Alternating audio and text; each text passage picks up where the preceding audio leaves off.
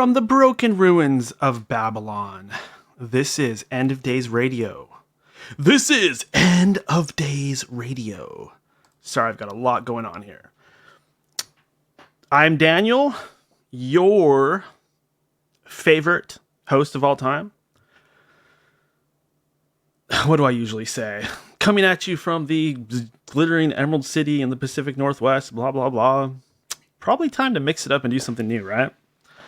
Today is January 4th, 2019. Today's guest is Gary Wayne, author of Genesis 6 Conspiracy, How Secret Societies and the Descendants of Giants Plan to Enslave Mankind, details the role of modern-day Nephilim and Satan's plan to install the Antichrist at the end of days. Gary Wayne is a Christian contrarian who has maintained a lifelong love affair with biblical prophecy, history, and mythology. His extensive study has encompassed the Bible and Gnostic scriptures, the Qur'an, the Bhagavad Gita, Gilgamesh, I botched that, Gilgamesh and other ancient epics, language, etymology, and secret society publications. And I'm going to go ahead and bring him on. So let's go ahead and do that. And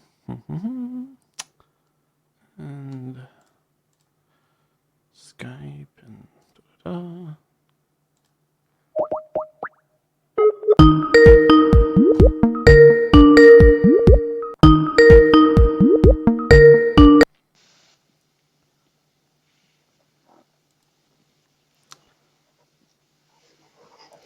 Gary, there you are.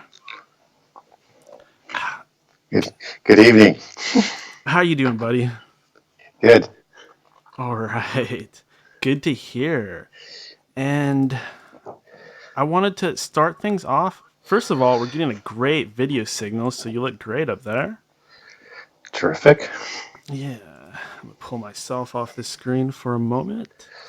And how you been? Anything new in the world of Nephilim and giants and ancient history and fun stuff like that? Knowledge being passed down to mankind?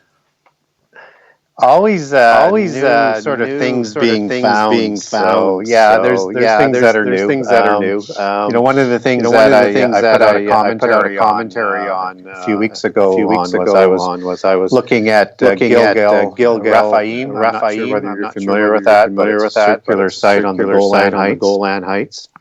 And Raphaim, goes back to giants. And so you've also got Raphaim that are sort of associated with this from a regional area that comes out of the Ugaritic text that a lot of people have reported on. But in that you have portals of these travelers of the Rephaim kings that go back and forth between the underworld and this world. And in the Gilgamesh site, you have like over 100 dolmens, and dolmens means portal, and fairy dolmens just as like come out of Stonehenge or mini Stonehenge sort of structures that have these portals that go into the underworld and other things of dimension. And it's interesting that you get this wheel site, and Gilgal means wheel in Hebrew, that is seemingly part of a connection between all of these other sites that are around the world, and in England where you have the Stonehenge site, you have things like giants like Gog and Magog and things like that. So I put out a pretty detailed commentary connecting that, and also to the circuit of wheel sites in the Middle East that are also named with Gilgal is one of the sites where Israel crossed the Jordan when they're doing the conquest of the land against the Rephaim, and that was the base camp. So I connect all of that in. Yeah, lots of little things like that are coming out. Other people are reporting on similar sort of things, and it's rather interesting that a few years ago, I think people thought everything that can be learned about the giants and the Bible is already done. But as you dig deeper, there's a lot more there. And you said portal. What did you mean by that? Well, a portal is when you get into the fairy mythos and things like that, or the aliens, anything in the occult, they're always focused on portals. And So a portal is a connection or an entrance to the underworld, and most people kind of look at that as being almost maybe like a wormhole or something to another dimension. And so, like they say, there's like hundreds of these dolmens that are at Gilgal Raphaim, and a lot of people think that, you know, those Stonehenge gates are portals to other dimensions. Again, just speculation, nobody knows for sure, but you've got these fairy dolmens that are, you know, two large rocks with one sitting on top, located all around the world. And it's kind of like one of those common legacies of world history and prehistory, just as the giants are, just as the flood is, just as pyramids are located on all continents. And it sort of goes back to that kind of concept that there seemed to be a relationship before the flood and interconnection between the civilizations that all had similar civilizations, similar building structures, and pretty much the same kinds of structure in their pantheon. And it's just one of those huge coincidences that I don't think, you know, is a coincidence. Yeah, there's always that old-fashioned sort of nuts and bolts way of looking at the visitors, the shining ones that may have visited us. But it seems more and more a lot of us are leaning towards the idea that they may have come through portals. It just seems like it would work better knowing what we know now. I have to wonder if Sitchin would have changed his mind if he were still with us at this point. Yeah, I think he would have had looked at it a little bit more, you know, differently. And I think that, you know, whether or not they come from, you know, the same space, just in a different dimension, or you travel, you know, across the spans of the universe, it makes sense that you need to come through something that is going to get you there sort of quickly, that transcends the physical characteristics of the universe. And it also sort of answers the question, you know, about everybody talks about the abyss, where the fallen angels, at least the impassioned ones and probably the most evil ones, were imprisoned at the time of the flood, and that abyss is supposed to be in the underworld that's in the earth. And to me, that would make more sense if that was in a different dimension, and that then all of these accesses to the underworld, you know, are going into the same space, but you know, because it's in a different dimension, you know, we wouldn't see that it was there. Yeah, it's so fascinating to me because you also have the I believe they're called the Igigi. I hope I'm pronouncing that right, but it seems as though they were described as coming from one of these, who knows, some other place where they should be. Yeah, I mean, I've heard it pronounced Igigi or Jiggy. I mean, however you want to use the phonetic terms, and you know, sometimes G isn't even sort of pronounced even as a G or a J. So, not sure exactly either the pronunciation of that, but sometimes, you know, the Anunnaki are also called the Igigi as well, and so there's this understanding, and I know Sitchin called them by two distinct names, but there's also an Anunnaki of heaven, just as, you know, Anu is, you know, is the god of heaven, and the Anunnaki of the earth. And when I talk about these gods that are the offspring of Anu, we're talking about Enki and Enlil. So they're really like the gods from heaven. And so that's common as well when you have Greek terms of the term Titan.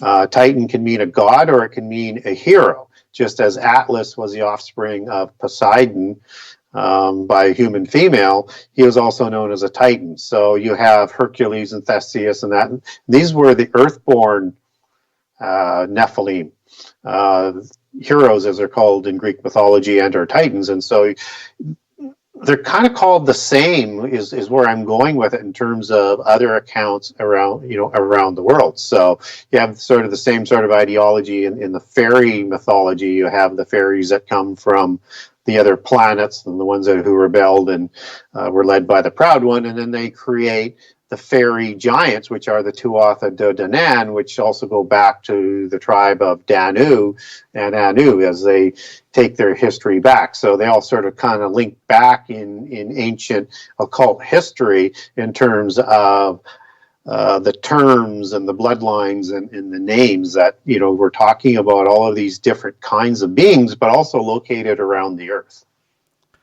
Do you feel that it is just all one thing when we're talking about the Anunnaki and the Tuatha? I can't even pronounce it. Go ahead. Tuatha Danann, and it's that first duh and then another duh that always gets me. So. Yeah, you got to roll your tongue or something to grab that one. Yeah. So, what was the question again? Well, I've heard it theorized that a lot of these, things that are mythological or very well might be true, that they might just all be the Anunnaki. They might all have been just in different places in the world at the same time, kind of influencing what was going on. Yeah, I think they're the same set of beings, and that's why all the pantheons around the world, in terms of the organizational structure of the gods and the religions, they have different vernacular names, they have some vernacular rituals, but they're essentially the same religion, the sun-worshipping religion, and they're basically the same gods with the same attributes and the same powers and a similar structure. So I think it's that one sort of pantheon, and you have, depending on who you want to read and how, where your research comes from, there's, either 4 civilizations before the flood, or there's 7, or there's 9, and I've even heard as many as 11. And so I think there was a lot of civilizations, but they all had the same... same religion is how I would look at it. It was basically a universal religion that was taking place before the flood. And when you look at it from what the Gnostics believe, that's the cosmology that they're trying to bring back. They're trying to unite this global Gnosticism, as they like to call it, to create this universal religion, and that's the religion of Atlantis, and that's the religion of what they would also attribute to Enoch, son of Cain.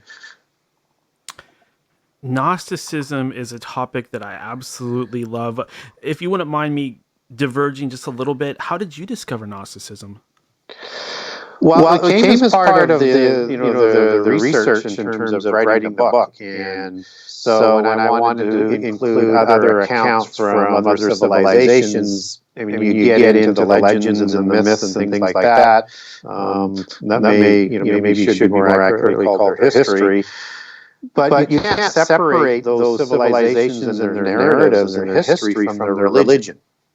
Right? So when you start getting into that, and I got into a lot of the Mediterranean religion, especially in around Greece and Rome, you start to head into as these mystery schools that also pop up in other civilizations. And so that sort of gets you into reading about the Gnostics. And then you find out that there's just seemingly hundreds of different gospels that they have that have survived. And so that sort of leads you in between that and the mystery schools into the secret societies, which again is a whole part of that ancient hierarchy and infrastructure that came out from Enoch, son of Cain, as they believe. And Albert Mackey, who's a significant patriarch of masonry, of contemporary masonry, he wrote in the 1800s, and he brought together a lot of the different stories that were oral traditions that was carried down through the ages for masonry and the Polychronicon, and put it into a book called The History of Freemasonry. And he linked a lot of those things together. So it just was as part of that more research to understand who are the Gnostics, where do they fit in, and what do they believe about the giants. And of course they believe the same thing, that there was giants in the past, and they have a few different kinds of giants, including Amok-Seth, which is sort of a completely different set of giants than the ones that are attributed to Genesis 6 as a parallel version that's recorded in like Enoch Book of Giants. I had no idea. I had no idea the Gnostics even touched any of this stuff. That is fascinating.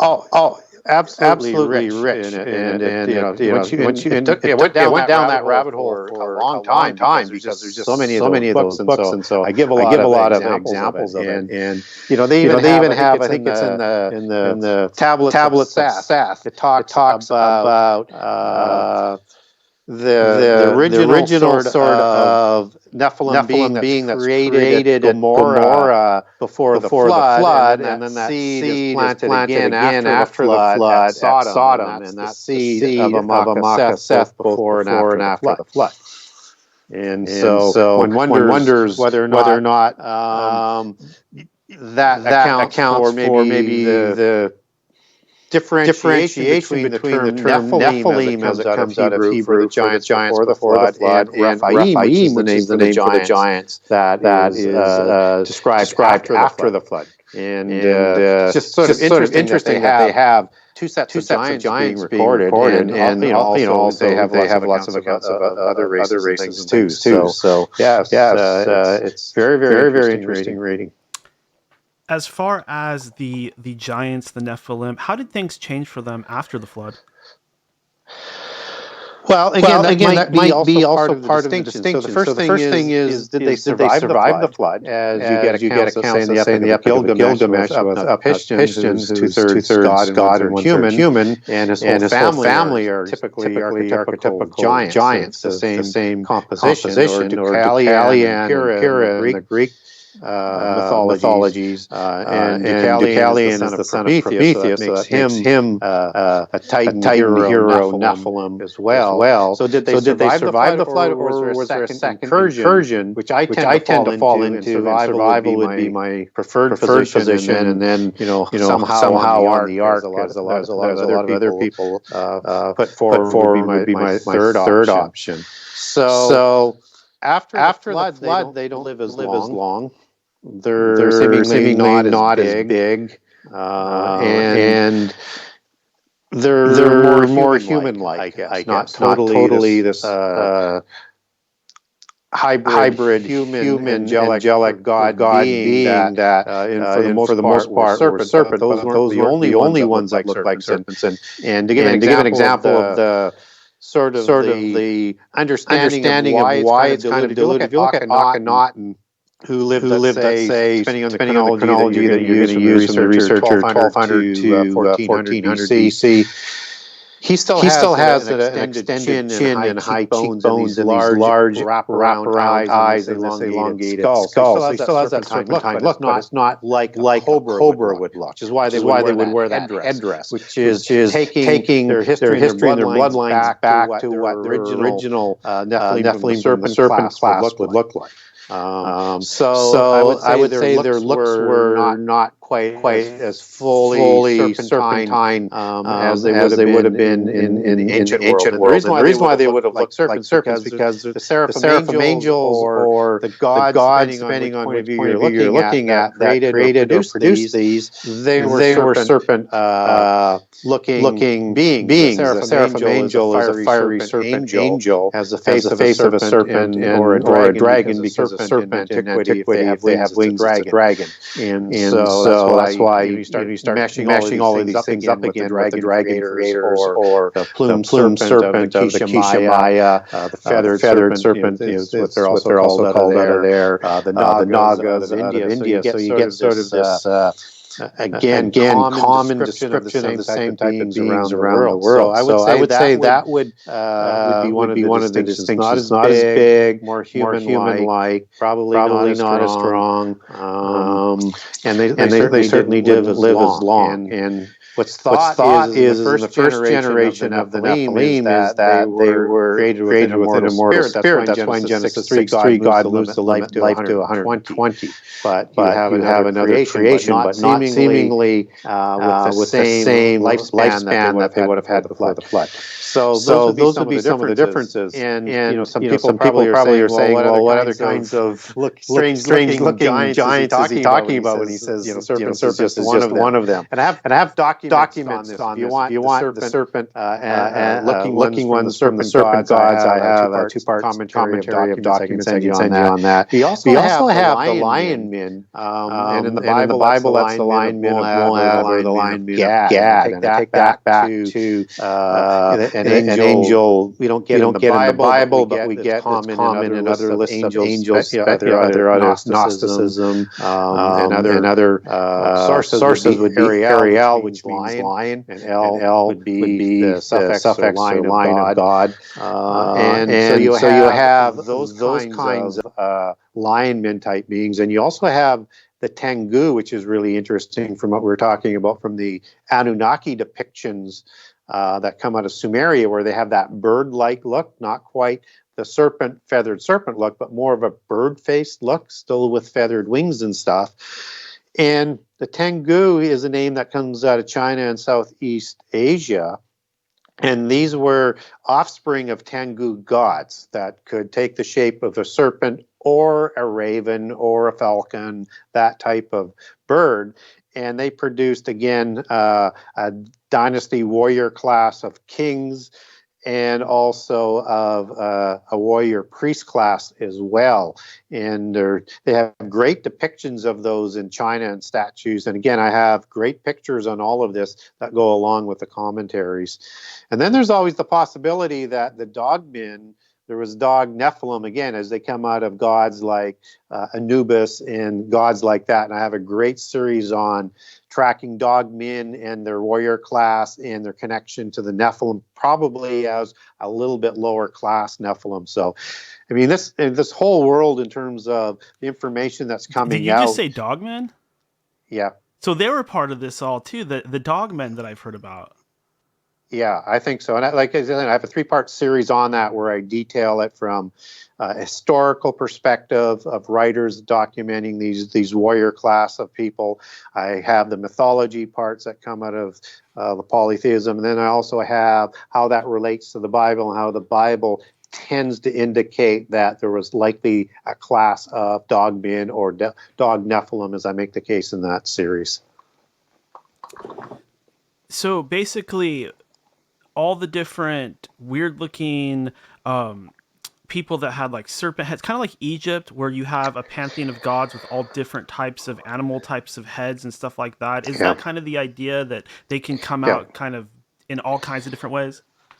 Yeah, exactly. And, you know, Egypt is one of the best sort of analogies of that, because you've got the Horus, which is a bird-like god, a falcon like god.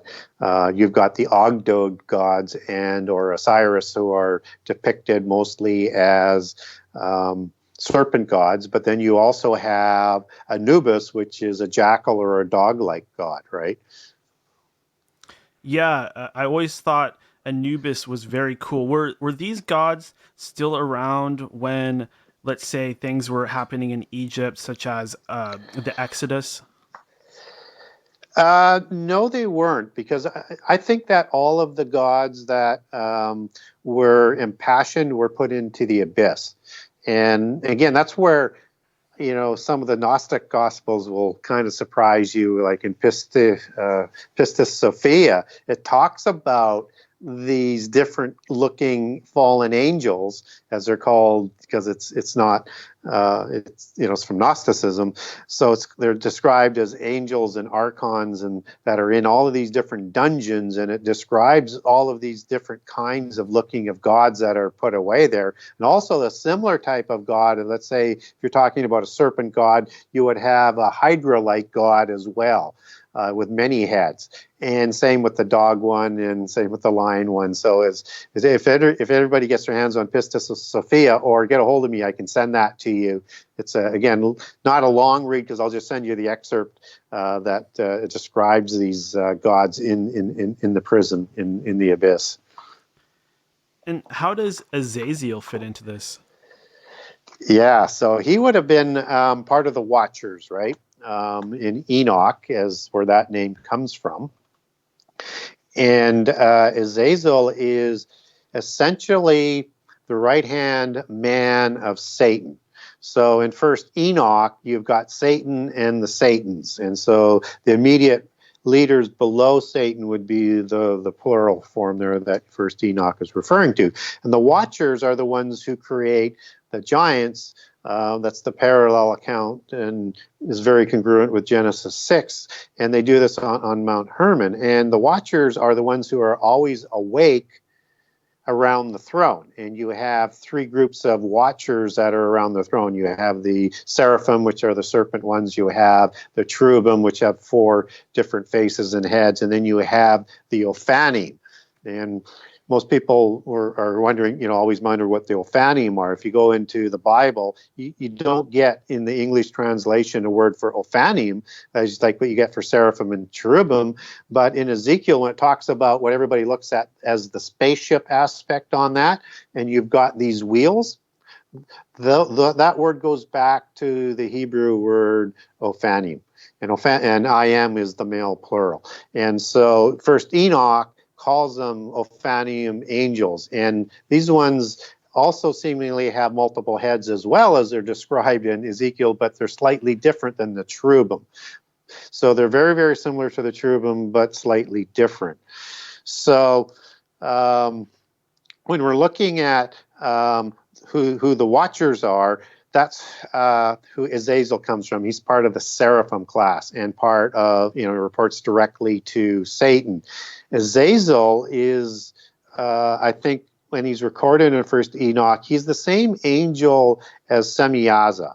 And Semyaza is recorded in several different transliterations in Enoch that all seems to be referring to the same one. But the interesting thing is about the name Semyaza is it doesn't end in El. And the other angels, you come across, whether it's Azazel or Uriel or Michael and Gabriel out of the Bible or Raphael, they all end in El. So there's a word meaning like Ariel would be like lion, and then El is for God or an angel, as it's translated out of Hebrew. Il is another transliteration, Al, ILU, LLU, as you get out of the Middle East transliterations. And so Azazel and I think Azazel and Semyaza are the same, and that when you look at the word Semyaza, you take that back to Hebrew, and that comes from the word Shem as renowned, and for Shemaim, or the ones from heaven. So it seems to be more of a description. And so the common thought is that through corruptions over time, because we don't have the original Hebrew version, we only have a Ge'ez and a Aramaic version of First Enoch, so we can't take those words back to Hebrew. But they believe that as Enoch was translated down, there was a few corruptions, and at some point in time, Azazel was split into two. Now, I think Azazel is actually the same angel as is noted in Revelation 9 as Abaddon and Apollyon. And Abaddon and Apollyon, Hebrew and Greek words being used there, both meaning destroyer. And again, that doesn't end in El, it's a title. Well, you have Azazel, who is the destroyer of the antediluvian world. He parades it into apocalypse and destruction, so the flood comes. He's the one who teaches the art of war and making weapons to people. And he is the one that has the host of the Watchers, as he's described, and leading the Watchers that are in the abyss.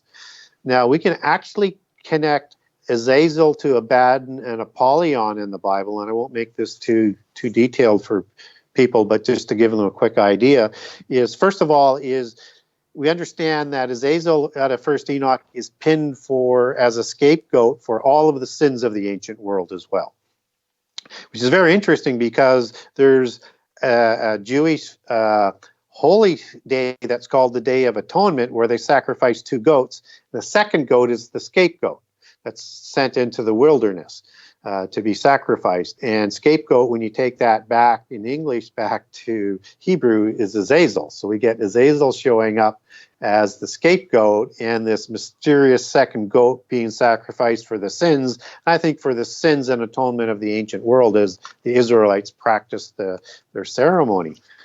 And as you move forward on that, you have this term Apollyon, which goes back to destroyer, and it's connected to a series of words in Greek that is also where the son of perdition as Antichrist is called.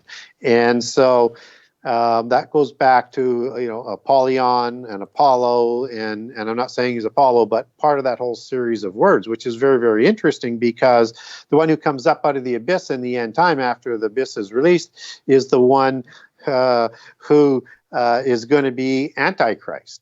And so we also know Antichrist is a human being because he receives a mortal head wound. And I think what happens is Azazel is the one that's going to avatar Antichrist in the end time and create a false resurrection after he has the mortal head wound. And what's interesting about that is that you have in the book of Daniel, Antichrist, who, after he comes in on peace and is changes to war and leading wars in the end time, he is going to honor a god of forces, which is the Hebrew word Maus, which goes back to a set of words called Az, which is the root word for Azazel, and connected through Ez and goats, as these words all sort of have flare out and extensions of the meanings into various different kinds of meanings. And so you have Azazel being connected to Antichrist, just as Apollyon is connected to Antichrist. And then in Jeremiah 51, you have the destruction of Babylon, which Antichrist does in Revelation 17 at the end. And it's going to be done by the destroyer, which goes back to the word Abad, that Abaddon is linked to. So you have all of these connections to Azazel, Abaddon, Apollyon, and Antichrist all coming together. So to answer your question, if you want to look biblically as to who I think Azazel is, he would be Abaddon and Apollyon. And, of course, the right-hand man of Satan in the original rebellion and what destroyed the world before the flood. One thing just really stood out when you were talking just now. You mentioned a god of forces, and somebody brought that up to me a long time ago. I barely remember where it was from, but do you have any more information on a god of forces? Well, yeah, that is the god that Antichrist worships. The god of forces is the god of war. And in all of the pantheons, you have a war god. And in the Gnostic or the parts of Christianity, we would look at that as Azazel. So he is the god of forces. He's the god of war, god of fortresses, the god of armies, the god of leading nations in war to either generally success is why they would honor that god, right, and do sacrifices to him for it. How did we get? It sounds like there is a huge story going on here. And I feel like we've just crossed some sort of barrier. Maybe it was 9/11 around that time. Would you agree that we are kind of in the end times? That's my belief anyway. Yeah, I think we are. And I don't think we're in the last 7 years yet. I think we're in the fig tree generation, however long that is, whether it's 70 years or 120 years, and whatever you use to start that date. I think 1967 and the taking of Jerusalem would start the fig tree generation that Jesus was talking about. So if that's the case, then somewhere, kind of between now and 2037, but if it's longer, of 120 years, you could be, towards the end of the 2000s and closer to 2100. So, but I think it's on the horizon. I think it's 70 years in around that zone. So yeah, I think we're closing in on things, and things are still sort of coming together. There's still a few more geopolitical pieces to be put into place, but it's coming. But we don't have a universal religion yet. We don't have world government yet. And we don't have the Jewish people under the protection of the covenant of death of Daniel 9:27 that starts the last 7 years. We don't have them being permitted to do their sacrifices again on a wing or an extremity of the temple. Now, and all of this is going to take a universal religion to pull this together. But the pieces are coming together, and the pieces of the universal religion are coming together as you have the Pope working with all the other Christian religions to try and unite them. And he's also working with the World Council of Churches, and he's also crossing over to the Muslims and to the other religions. There's all of this dialogue about compromising doctrine to form this religion. It's going to take some catastrophes or contrived catastrophes, I think, to really bring it along.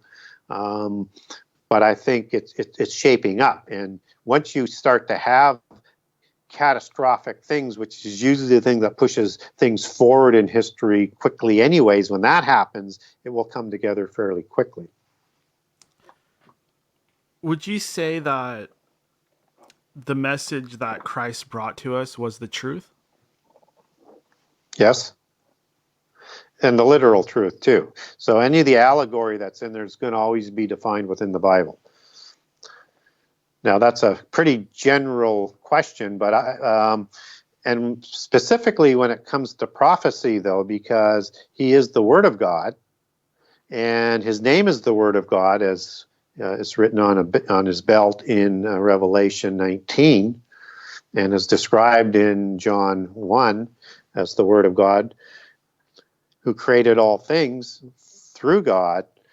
He is also the spirit of prophecy, Revelation 19 also talks about. So my approach to the end time and my approach to prophecy is based heavily on, and there's some other components, but for me the most important component is to place all prophecies around what Jesus said first as the authority, and not vice versa, and get it in the right order. And a lot of people will take a prophecy from here and then just throw away what Jesus said, because it doesn't fit to what their contrived or preconceived conclusion is.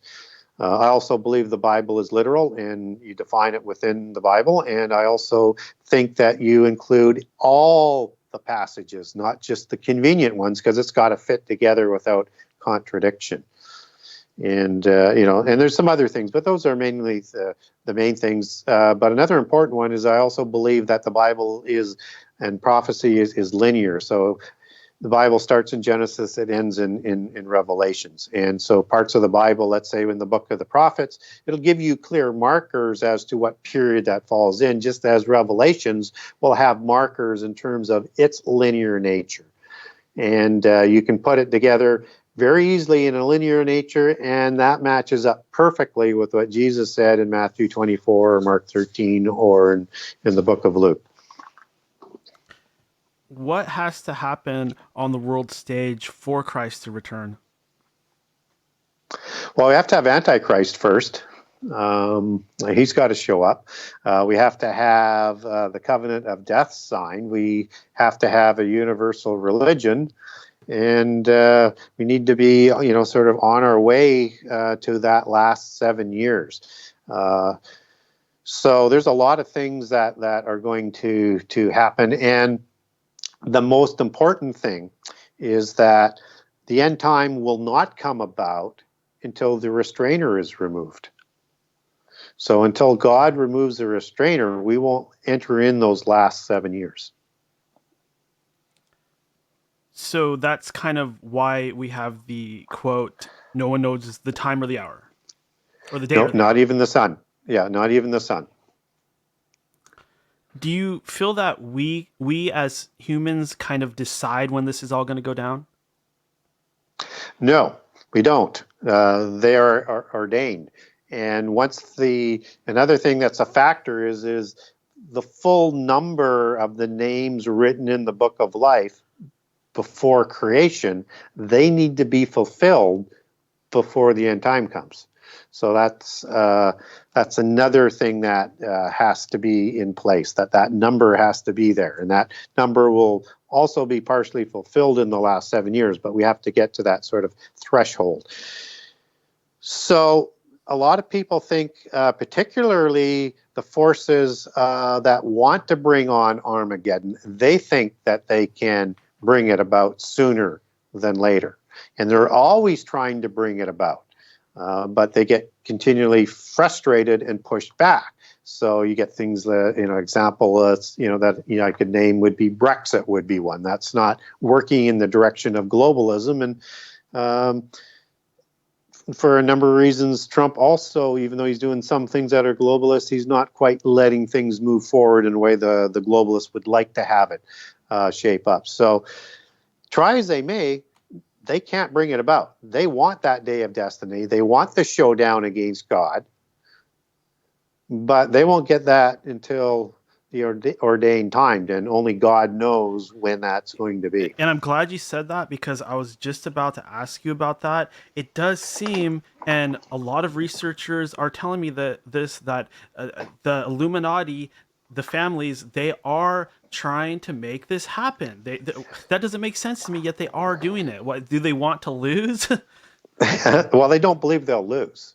So the fallen angels know, and the demons know, that their fate is already sealed. And once Jesus was resurrected, I believe he went to the worst ones in the abyss, as First Peter talks about, and actually spoke to them and told them, hey, your rebellion's over. You're going to the lake of fire.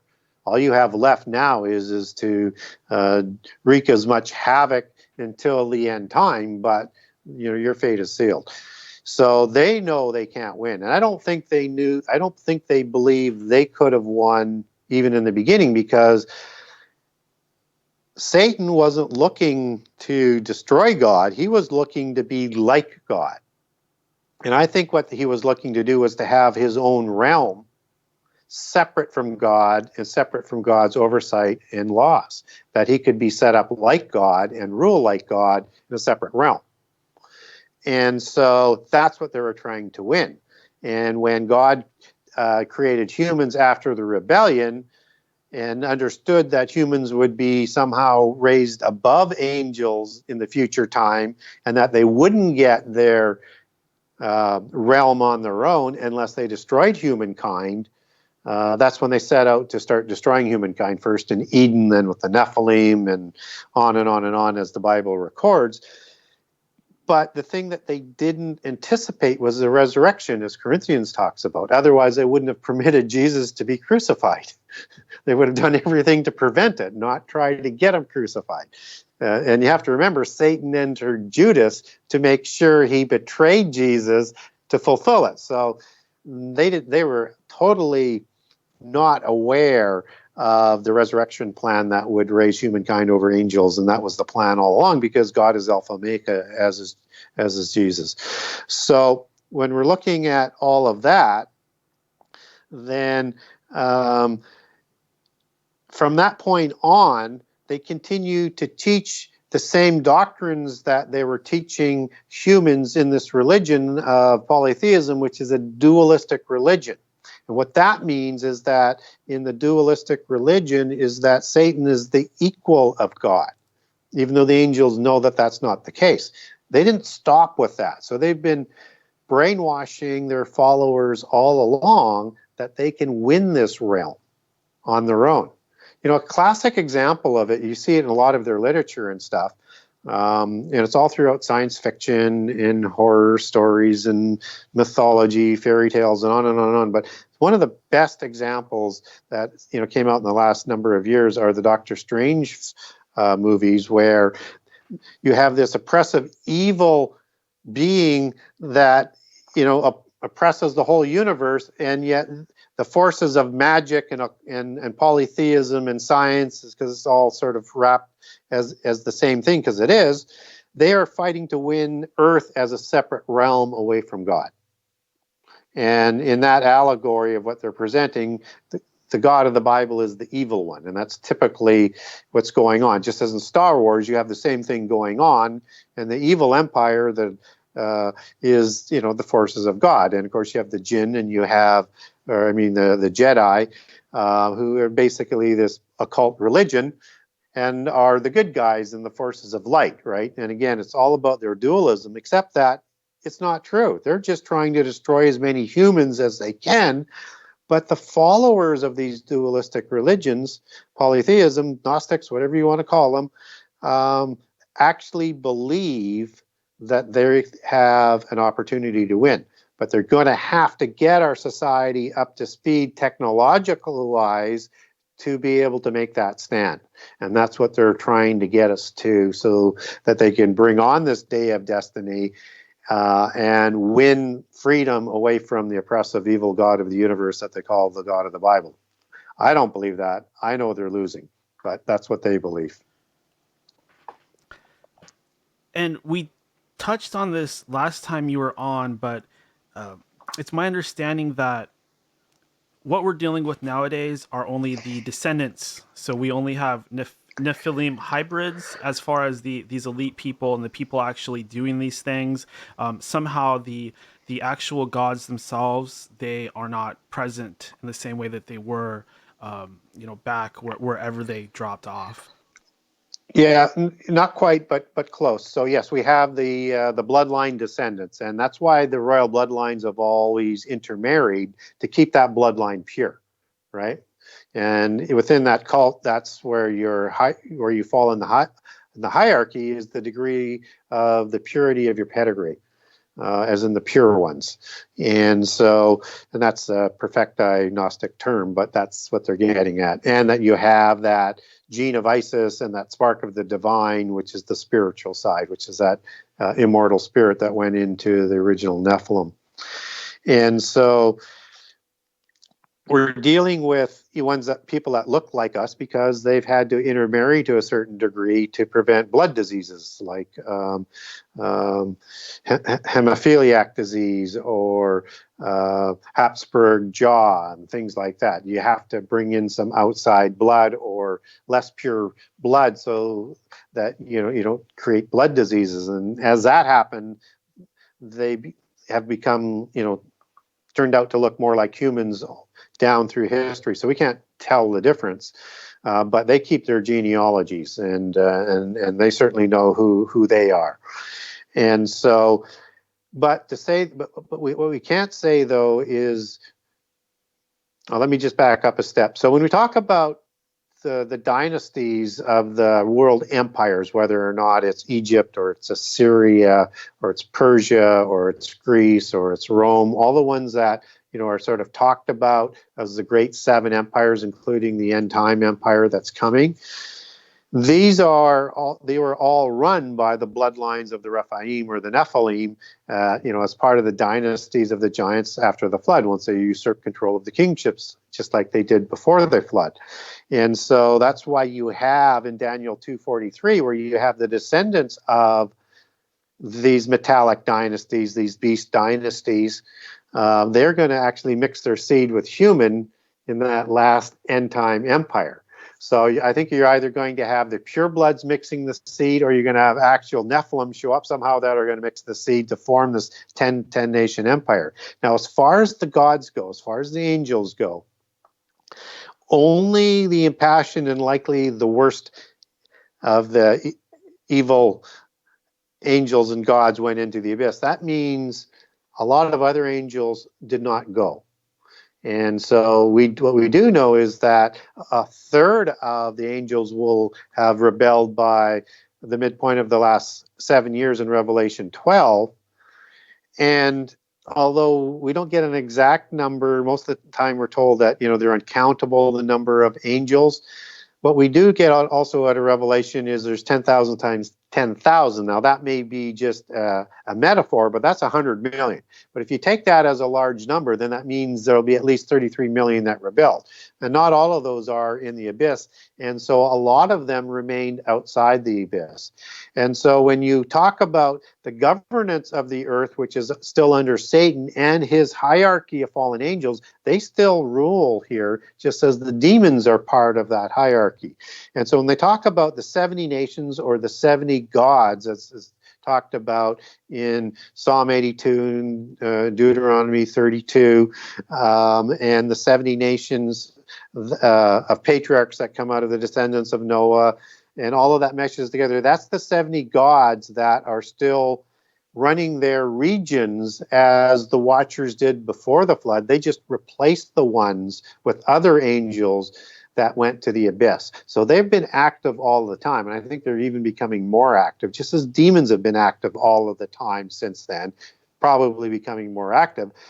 And a lot of people say, well, what do you mean by demons being active? Well, we get Jesus talking about Legion and all these other demons. Those are the bodiless spirits of the Nephilim. And again, I have a great handout on the 70 gods, or a great document on where the demon spirits come from. Walk through it scripturally for everybody, so that if you want a step-by-step account of that, I can walk you through that with that document. Just get a hold of me through my website at the Genesis6conspiracy.com. That's the number 6conspiracy.com. There's an email there. Shoot me an email. Ask about the topic area you want the information on, because I talked about Tengu and linemen and all that. I got documents on all of that. So just ask for that and I'll send it to you. And who is Lucifer Morningstar, and how does he fit into this? Well, Lucifer is an Italian word that is injected into Isaiah 14:12 for a Hebrew word, Hel, Heylel. And again, you notice that El on the end, that sort of denotes an angelic name. So Lucifer is injected for a Hebrew word into the English language, which makes no sense. And the actual Hebrew is, I'm trying to think of it, Heylel ben Shachar. So, Heylel, son of the morning, not Lucifer. And who this is Satan, just as Luke, I believe it's chapter 10, verse 18, talks about seeing Satan fall from heaven, just as Lucifer, or morning star, as other translations will call Lucifer, in that chapter, falls from heaven, just as in Ezekiel 28, he's cast from heaven. So Jesus clearly identifies Satan as this individual. And so Lucifer is the god of the Freemasons, whose religion is Gnosticism. They also call him the great architect of the universe. And so that's who Lucifer is. And so I don't like to use that term. I particularly like to use Satan, or Heylel, as who I think is the angel that leads the angelic rebellion, and all the angels and demons answer to. Wow, that is mind-blowing, especially the thing about the Masons, because a lot of people have theorized that they are satanic on some level, and you see them involved in so much stuff, especially the space program, which is a little bit disturbing to me.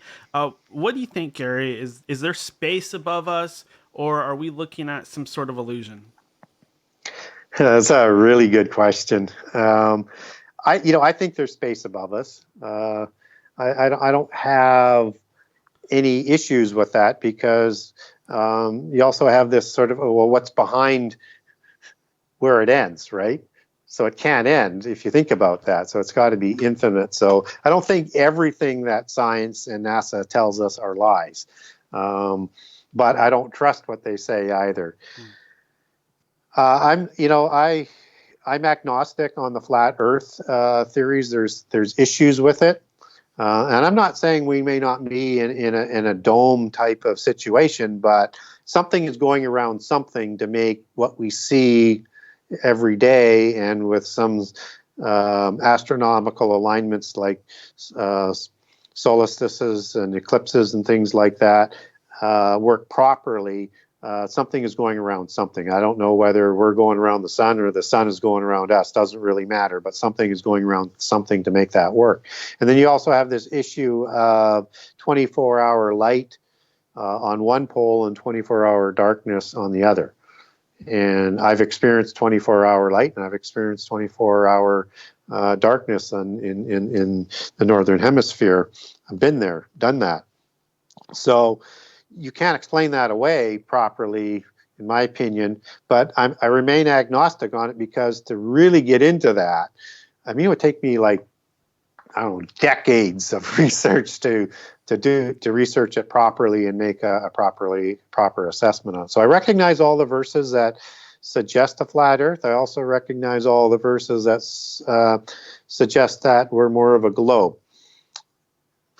but it's just not something that I've had enough time to properly deal with, and I remain agnostic on that concept. Yeah, it's funny that you say that, because I was getting way into it, and I actually got to the point where I was like, okay, Earth is flat, but the thing you mentioned about the sun, that's what was bothering me, and that's what finally kind of made me have to let off and say, you know what, I can't get around this thing where the sun is setting. It doesn't make sense. I know that, like you said, either it's going around us, we're going around it. There's no getting around that. It's not an infinite plane. Yeah, so it may be something in between what the two polar positions are, but again, it's above the research level that I've done. And as you know, when you got into it, I mean, you could just spend your whole lifetime trying to figure it out.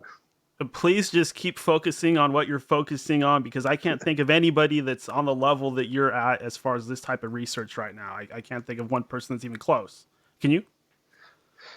Well, I don't follow other researchers, so I'm not a very good judge of that. So all I try and do is just try and keep bringing more and more information and digging deeper on this stuff. And that is, I agree with you 100%. My calling is to do this and to do prophecy, and not that. Not that I'm saying it's not important, but that's not what I feel my calling is. Now, I want to circle back a little bit to the serpentine race. I take it that Satan or Lucifer was a major member of this particular faction. Yeah, and he's a bit unique because most people say that Satan was a cherubim, because in Ezekiel he's called the cherubim. But yet this cherubim in Ezekiel is talked about walking amongst the fiery stones before the altar. Cherubim don't do that. Cherubim fan with their wings and protect the throne. And it's the seraphim, as described in Isaiah 6, that perform ministerial work before the throne. And actually they bring out one of the coals or the stones, burning stones, and put it to Isaiah's lips to purify him. They're like ministers before the throne. And I think, the stones, the 9 gems that Satan has as a cherubim represents that ministerial aspect, just as the Levites were given 12 stones on their breast vests. And I think that's to show that you're replacing the once minister Satan before the throne, which shows you, kind of how far he fell. But we're also told in Revelation 12, he's also called a serpent and a dragon, which is not a cherubim, that's a seraphim. And so that gets people thinking, well, is there 2 different ones? What's going on? I think he's both. I think that's how great he was, and was the minister that performed before God before he fell. And that is, as part of the Melchizedek order, is going to replace Satan after the end time and replace the Levi priesthood as we move forward into the millennial, to complete the cycle or the whole narrative of the rebellion and the new religious order that's practicing before the throne of God. Wasn't there a part in the story of the Jews where the Seraphim actually had to intervene and protect them from some of the other gods that were trying to attack them? Well, in the book of Numbers, you have these poisonous snakes that are attacking the Israelites. And Moses is instructed by God to make an image of another snake and put it on a pole, and that the Israelites, when they went up and touched it, could get cured from the bites of these other snakes, and that would protect them. Now, what's interesting is when you get into the word serpents in the Old Testament, you have the Nakash in Eden, which is the serpent.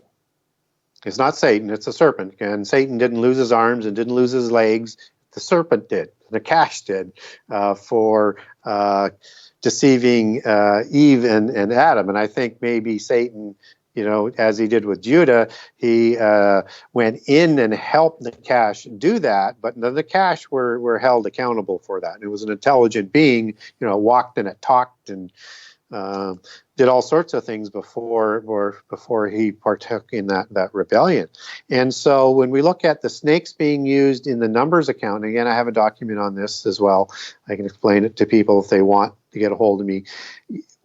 You've got most of the words being used for serpent there as going back to Nakash. But the fiery serpent that's on the rod or on the staff is from the Seraphim or the Seraphim, the fiery serpent angels. So I think that's the account that you're referring to.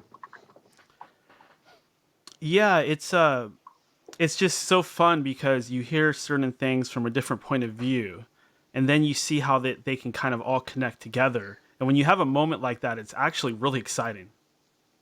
Yeah, it is. So I think there was actually a real live seraphim that was protecting Israel and curing them, that was sent by God. And I also think some of those fiery poisonous snakes were being either led by rebellious angels, again just trying to lead Israel astray and make them rebel against God. What is God's throne? Yeah, that's a good question. I don't know. I don't think. I think if I was shown what it was, I still wouldn't understand what it was. Yeah, that's a really trippy concept. Yeah, I think we get a term thrown because it's an understanding that we can understand in terms of where a king would rule from, right? But what God's throne would be something that is just so far above what I think I could understand. Even if I saw it, I don't think I could describe it. And I'm not so sure Ezekiel did a good job of describing it in terms of what God was writing on when he was in the physical realm. Yeah, a lot of people look at that and they think, okay, he was an alien and it's a UFO, but it just doesn't seem to be that simple because from what I can tell, these beings they seem to have technologies of their own that are far different than our understanding. Like they seem to work on a different dimensional level. Like they might be astral technologies or Yes. something more thin and etheric than our physical. Well, here's the thing is we know everything in heaven is spirit, and yet they can take physical forms in the physical world and pass between those worlds, which I think are in different dimensions, seamlessly. So everything about them is different and with different technology, different powers, however that comes about. And so far above what we have, it's really hard to sort of grasp it, I think. And part of the reason why I say that is because of modern day alien abductions. They seem to kind of move in and out of dimensional space. I see no reason to assume that it's no different than what was going on then, where it's like, okay, this is supernatural, yet it seems to have parts. It seems to be mechanical. There doesn't seem to be lines drawn between what is like you see some UFOs actually shapeshift. And that alone is like, okay, what's going on here? Am I looking at a being, or is there anything inside of there? This is crazy. Well, I think you get a marrying up of biological and mechanical, right? Like it's like transhumanism, but on such an advanced level that it seems to be a combination of both. And it would make sense that the most repairable and probably efficient type of machine would be biological in the physical world, but also with an ability to go into other dimensions and seemingly into a spiritual sense, which, I start to get lost in that sort of what kind of math that would take to understand that, and understanding of the sciences. It's mind-boggling. Who was Anu? Well, Anu is, that means he is the, well, let's start with who he was. He was the chief god in the Sumerian pantheon. And so he would be very much equivalent to Satan. And a lot of people think Anki is. But I think Anki is probably more equivalent with maybe Azazel is equivalent, because Satan leads the fallen angels, and so it would be a similar structure in the other pantheons. And so Anu, An is the word for heaven in Sumerian. And then Anu is the one from heaven, as that name is added on to describe his name as a title. And he is the one who creates the lower pantheon of the gods with Enlil and Anki and Shemshash and all the other ones that are going to be the ones who are going to procreate the earthborn Anunnaki. So did I explain that properly? Yeah, for sure. There's also a part that, well, there's the disembodied spirits of the Nephilim were bound to the earth, and oftentimes people see these things called shadow beings, where they think that they might be demons or interdimensionals or anything like that. What do you think? Do you think the disembodied spirits of the Nephilim could be these tall, strange looking, some of them even reptilian looking shadow beings that some people are seeing? What do you think of that? Probably not, because the demons are, again, I do believe they're the bodiless spirits of the ancient Nephilim. And they don't have a physical form. They only have a spirit form. And although they can interact in some ways with the physical world as a spirit being, the only way they can fully interact is when they possess a body. And that's why when they're not in a body, they're like in dry places, and they thirst to have a body, as Jesus describes it, so that they can actually interact again in the world. Because apparently it's not a good thing to be out there on your own, and that's what they're thirsting to do. So they don't have that physical characteristic. I also think that's why we're on this path for cloning and or other types of technologies that are going to be able to house the demons in the end time, because they're going to be, I think they're going to be interacting in the world in the last 7 years, and I think that's part of why they're advancing our sciences to create those homes. And the reason why I say that is because when you look at, I'll try and, again, not to get too far into the minutiae on this. When you look at Jude 1:6, for example, it talks about the habitat that the rebellious angels left when they sinned and created the Nephilim. And when you take that word habitation back to Greek in the original language that it was written in, the New Testament, that's the word oikaterion. And that word means a dwelling place for the spirit. And so when we move over to 2 Corinthians in chapter 5, it talks about a similar sort of concept. And you have this house in heaven. And that word goes back to oikaterion as well. So you have and that we desire to have our house in heaven on earth. And so what all of this is sort of implying, and again, I have documents on this for people if they want it. What's implying is that even angels have to have a body to interact in the physical world.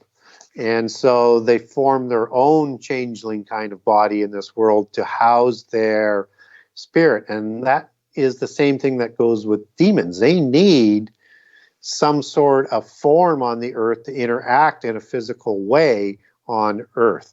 So I think that's what's going on with this sort of whole concept. So whatever these other shadow beings are, they could be other forms of life forms that were created by angels that either survived the flood or again were recreated again after the flood.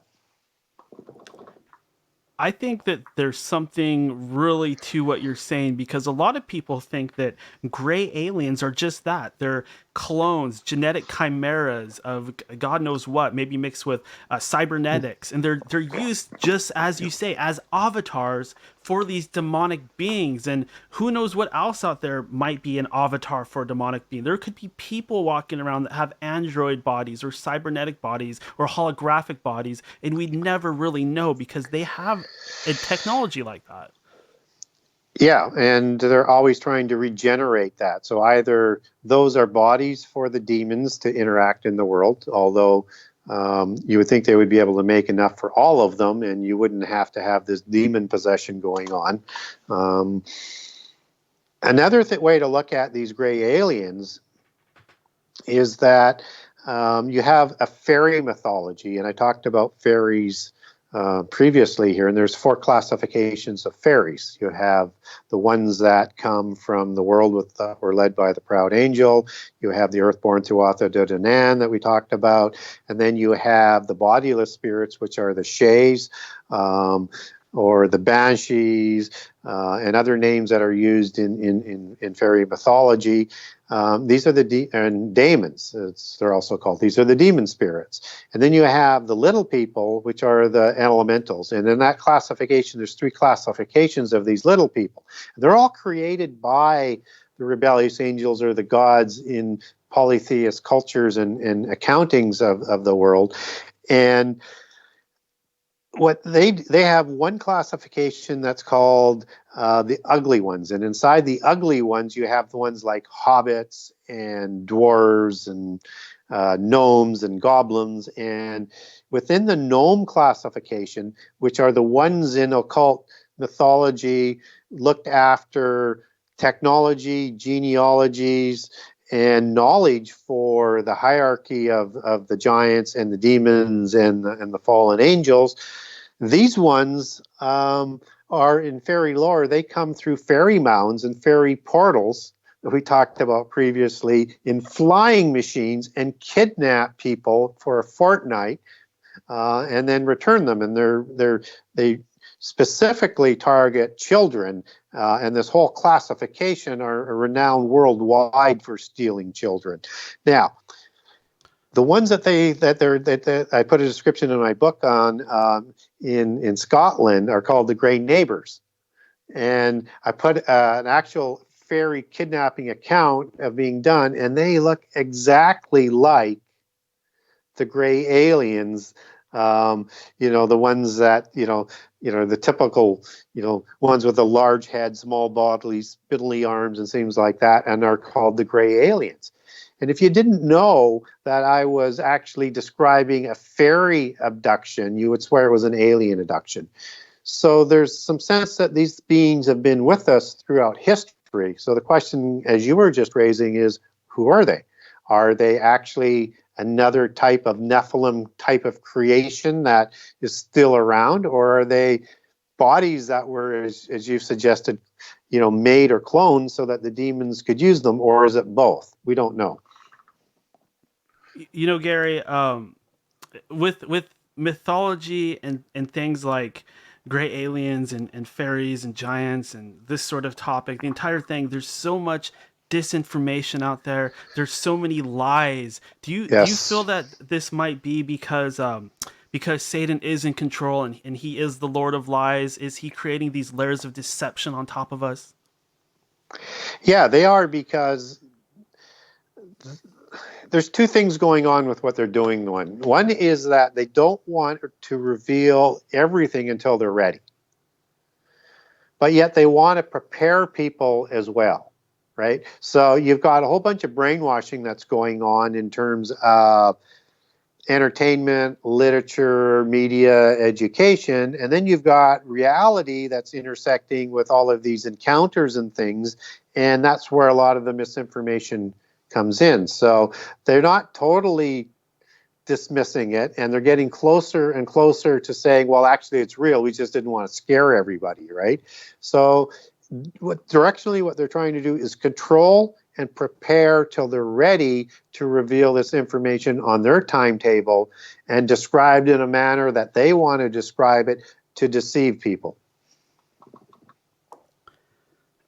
How about this idea that comes from, well, I heard it from Stephen Quell. He said that in underground bases, they actually have giants, same as the giants from old, and they're planning to use them as super soldiers and weapons when the end time scenario actually goes down. What do you think of that, Gary? Well, I mean, I don't rule out that Nephilim are going to be here in the end time and fighting in some of the wars. Whether or not they're actual survivors, whether or not they've been cloned from DNA that the military has found, or they're going to be recreated. I don't know, but I do believe we're going to have an impact. And we're also going to have super created biological, mechanical combination weapons for those wars. So let me connect some of that with what I'm talking about.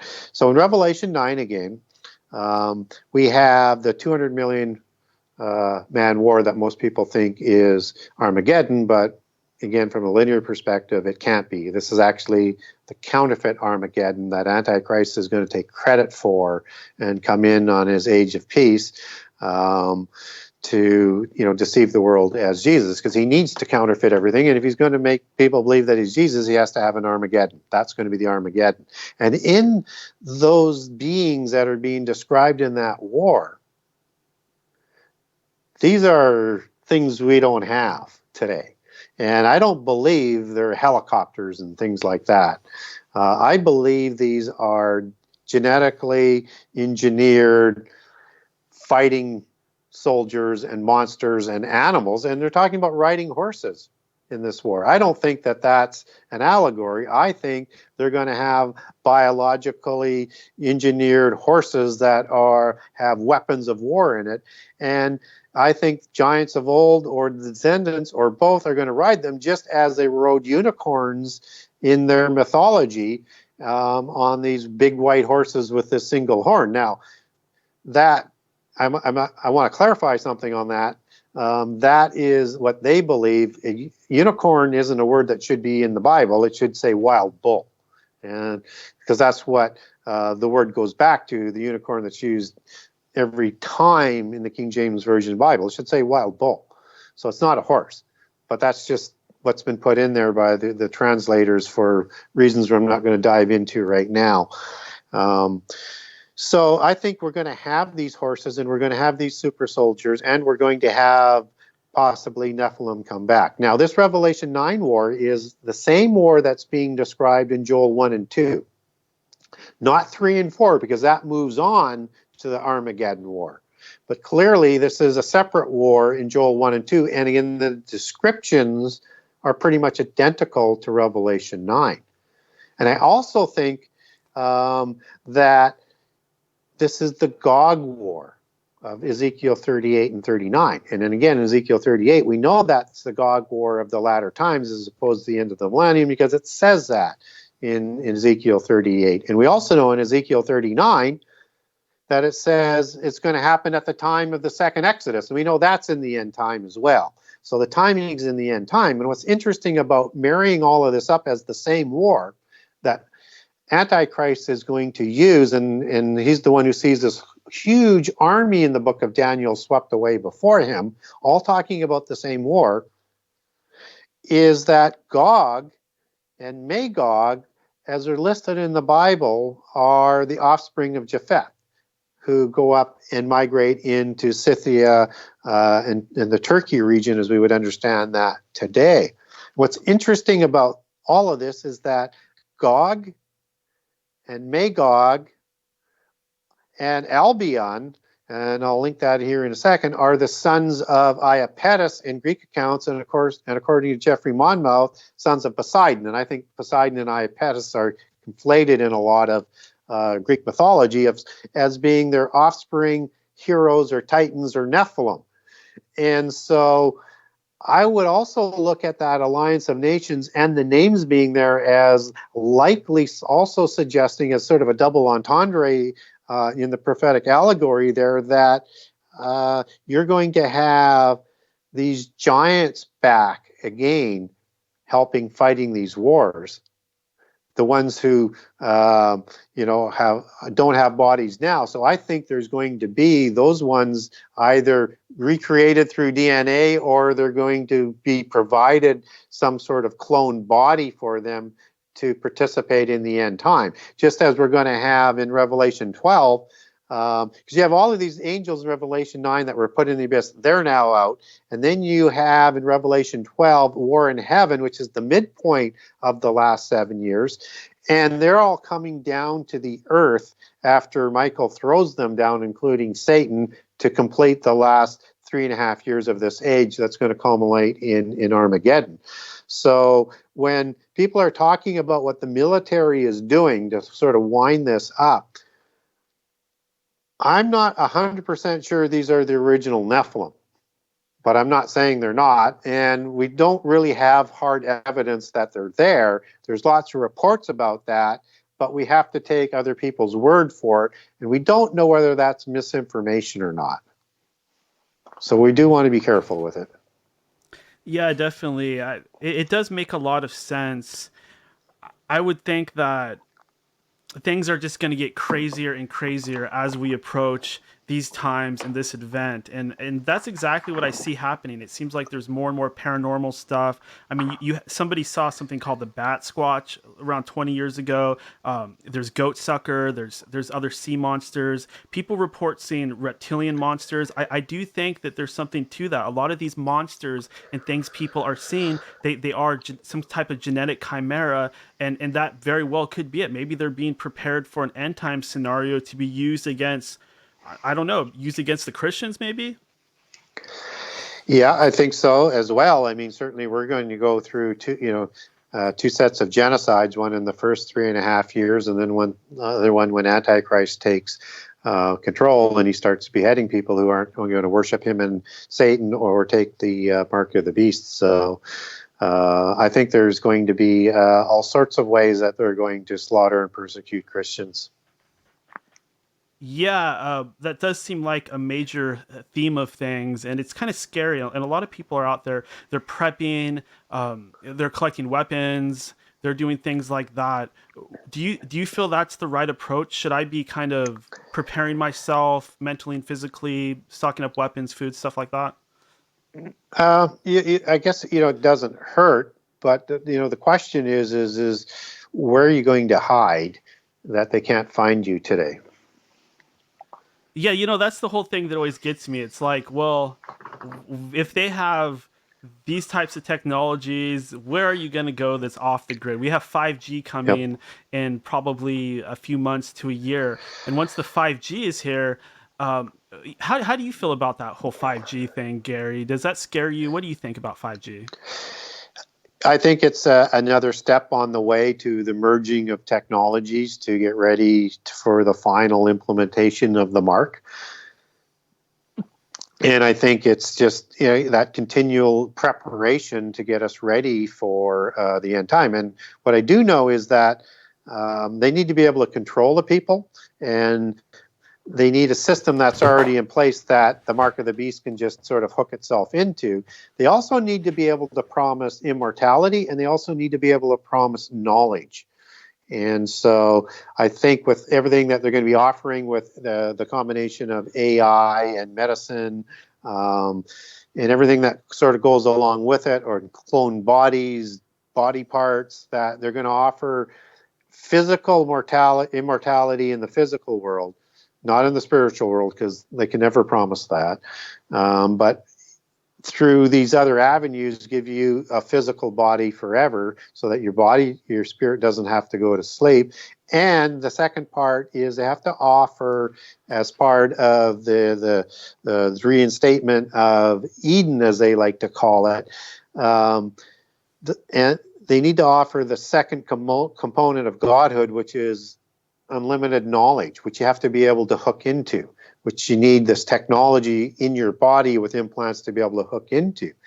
And what they're trying to do with CERN is two things. One is to probably try and release these angels and demons from the abyss that are in there, to bring on the end time on a timetable not ordained is what they're trying to do. And they're also looking for what they call the Atma particle.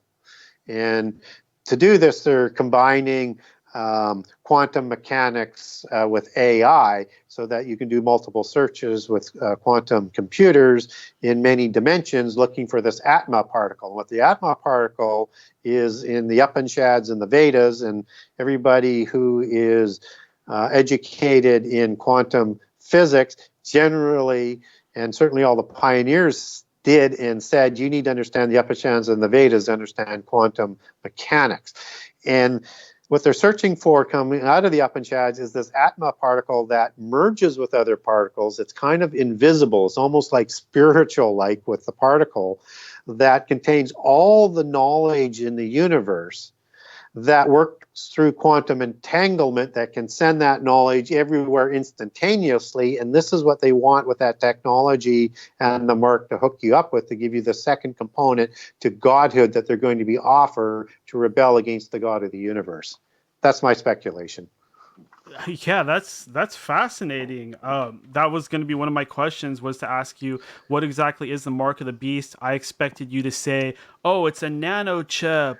It's an alien implant, but that is far different, and that sounds like you might be really onto something, because maybe we're being a little short-sighted with this stuff. Maybe it's something far beyond our expectations. Something that it's almost impossible to manage. I think we can get a feeling for it, but it's still developing, right? Mm-hmm. And, and everything from, some sort of tattoo to a tattoo with UPC number to, some sort of chip implant but the technology keeps advancing, right? And we can't imagine what they have in mind unless we understand their belief system.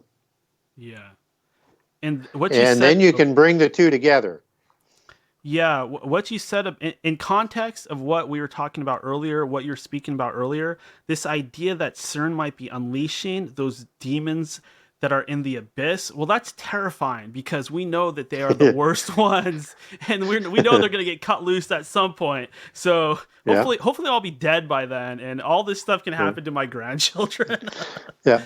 Well, and what's really interesting about those scorpion beings that are going to sting people that come out with a bad out of the abyss. Again, a lot of people think that that's helicopters or whatever. I like to, one of my rules for understanding prophecy is we need to understand prophecy through prehistory. And so when we look at these beings, they're scorpion type of beings. Well, do we have any examples of this that comes out of other cultures that we could actually, relate back to the Bible somehow, some way, and to define what's in Revelation 9? Again, I have a document on this, but there was a Leviathan type of parent god in the Sumerian higher level of the gods, like Anu was up there, and her name was Tiamat.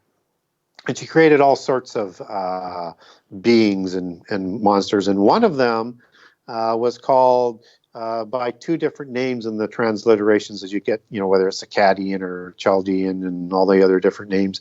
But Gerdabalu and Akrababalu. Akrabamalu, I'm sorry, I got that name, Akrabamalu. And what's interesting about that is the latter, take the word akrab, and that is the Hebrew word for scorpion, which is really interesting, because these beings that are described in the Enuma Elish are beings that are exactly like what comes out of the abyss, including stingers that they kill people with their tails, shooting powerful nuclear type weapons from bows. And Tiamat had created these beings to keep the lower gods in line from rebelling and to follow their orders. And after she was killed in the Sumerian mythology, they were used to guard the sun temples of the religious worship, and to guard the portals and the pathways to the underworld, which is absolutely amazing because the abyss is supposed to be located in the underworld, and I think in a different dimension. And so, again, I have a document on this and absolutely astounding pictures to go along with it that I have with the Facebook link on it if you want to have a look at these things. And they are exactly what Revelation 9 is describing. And they're described in the Kisha Maya accounts as having the capability of destroying the world with their weaponry. That sounds borderline Lovecraftian to me. Yeah, it is. and I'm nerdy enough to know what you mean by Lovecraftian. yeah. You can see my shirt, huge Cthulhu fan. and you know, the reason why I am such a fan is I do feel there's at least just a little bit of reality there. Like when Yes. you read his writings, you think, ugh, this sounds awfully demonic, or geez, it sounds like how it would work. What most people don't understand is a lot of the artists, a lot of the writers, and it doesn't matter whether you're talking about comic books or science fiction, you know, and Alien took a lot of Lovecraft's ideas and melded that into their series. You can see that popping out. But this knowledge isn't just imagination.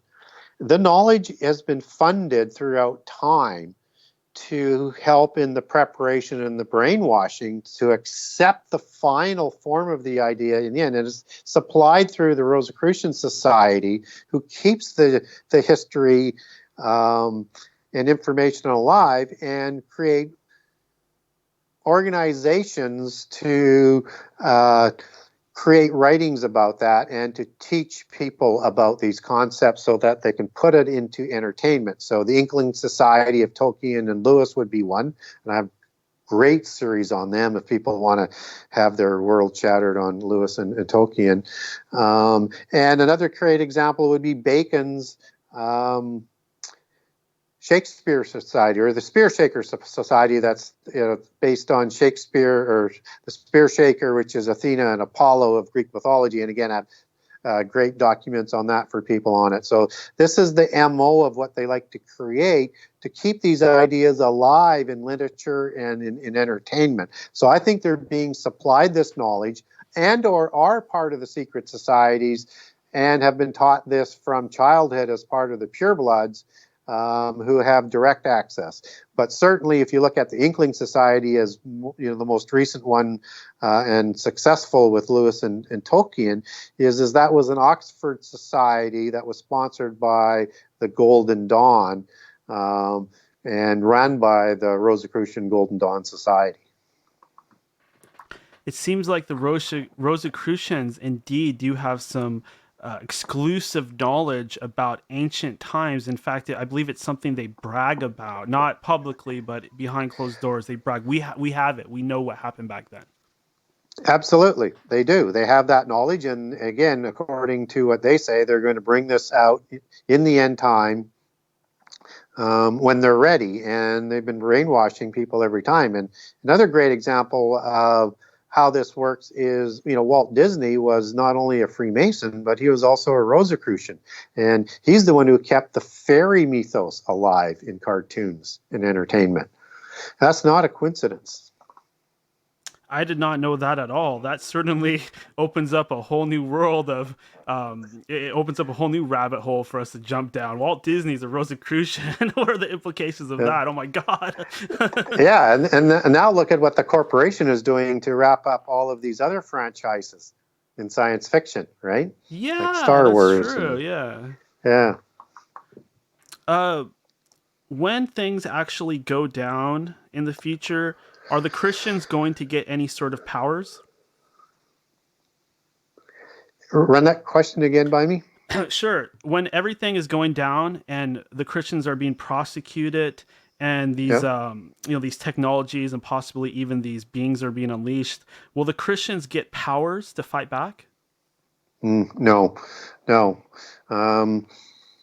what will be going on in the first 3.5 years is the Babylonian persecution, which is the universal religion that rides the empires. And we'll have at that time 144,000 from the tribes of Israel, not including Dan, who is going to have a part to do with the universal religion of the end time. That's why he's not in there, who are going to be speaking truth and speaking the gospel, as Jesus talks about before the end time comes. The gospel is going to be preached in the world, and you're going to have the two witnesses, and the two witnesses are going to be doing prophecies and trying to get the truth out. And these prophecies are going to come true, and people are going to hate them for them. And in fact, when they're actually killed at the 3.5-year point of the last 7 years, people celebrate like it's Christmas. They're just happy to be rid of them. So everything that's going on in the first 3.5 years is just not good for Christians. And then you have persecution that's going on, starting with Antichrist. And I know there's a lot of different opinions on when rapture is going to occur. I actually think it's going to happen just after the midpoint of the last 7 years. And so, we're going until the wrath starts to come out, with the wrath bowls beginning in Revelation 15 and 16. The day of the Lord that, completes the wrath bowls, and the time of Jesus is, I would say, third return in the last 3.5 years. He's going to come for rapture, he's going to come for second Exodus, and he's going to come for Armageddon. So what we're instructed in Revelations, particularly as we get closer to the midpoint of the last 7 years, is patient endurance, that what must take place will take place. And what is ordained to happen has to happen. And, by our faith, that will be our reward that follows with us. So, no, we're not going to get much help. It's a spiritual battle, not a physical one. Yes, it's both, right? But we need to fight it from a spiritual perspective, because that's what's important. Will the Ark of the Covenant or the Holy Grail come into play during these last days? Well, the Holy Grail is not what most Christians think it is. Holy Grail, the Sangral or Sangreal or the Sangreal, they have three different versions of it with similar meanings, is an allegory for the bloodlines. It's an allegory of the scion of the bloodlines. And the scion of the bloodlines, as they believe it, is, the secret societies and the Western organizations, is a scion or a grafting in of the pure blood Nephilim bloodlines with that of Mary Magdalene and Jesus's offspring, because they believe Jesus did not die on the cross.